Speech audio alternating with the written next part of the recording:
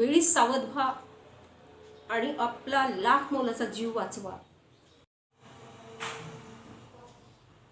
नमस्कार माझ्या माय बहिणींनो, तुम्हाला एक आग्रहाची विनंती आहे.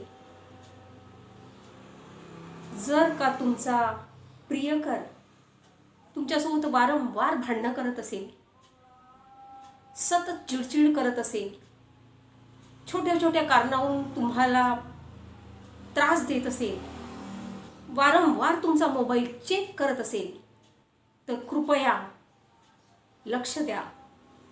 तो व्यक्ती तुमच्यावर प्रेम हा अजिबात करूच शकत नाही. महालक्ष्मीच्या शरीराचे 59 तुकडे करून ज्या व्यक्तीने फ्रीजमध्ये ठेवले आणि तो स्वतःला म्हणतो की मी तिला जीवापाड